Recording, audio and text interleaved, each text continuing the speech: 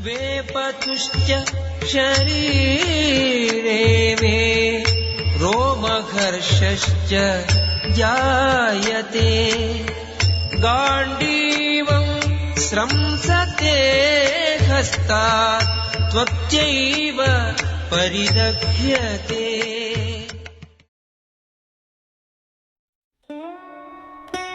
मेरा पूरा शरीर कांप रहा है और मेरे बाल खड़े हो गए हैं।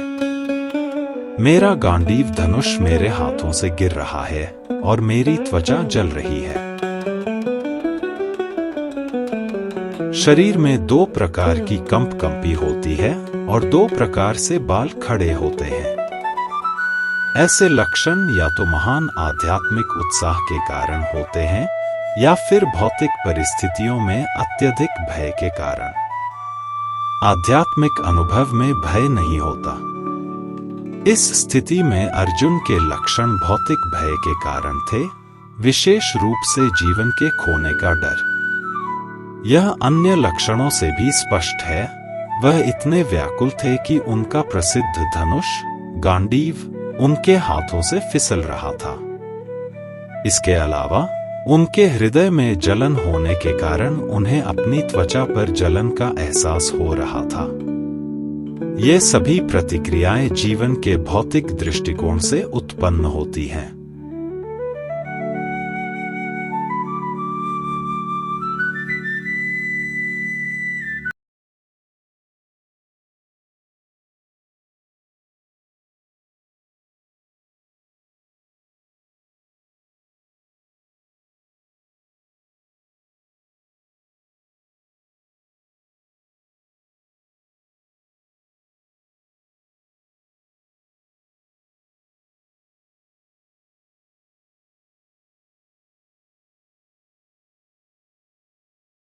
न च शक्नोमि अवस्थातुं भ्रमतीव च मे मनः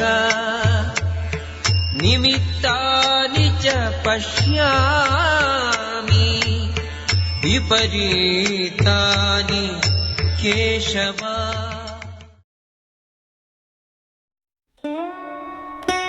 अब मैं यहाँ अधिक देर तक नहीं खड़ा रह सकता।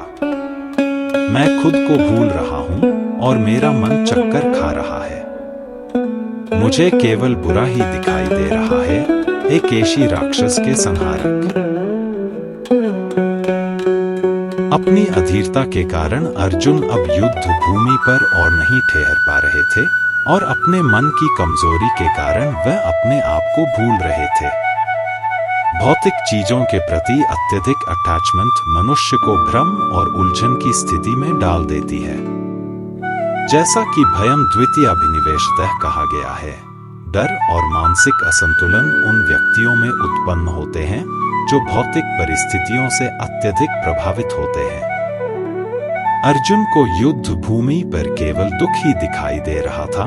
वह सोचते थे कि यदि वह जीत भी गए तो भी उसे खुशी नहीं मिलेगी। यहाँ निमित्त शब्द महत्वपूर्ण है।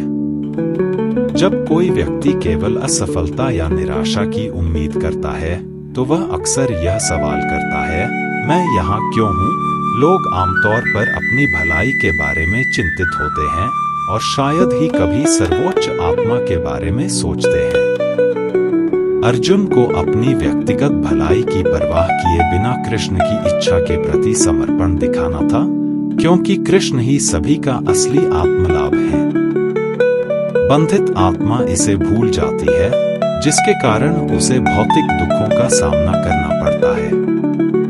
अर्जुन ने सोचा कि युद्ध में जीतने पर भी उसे केवल शोक ही मिलेगा।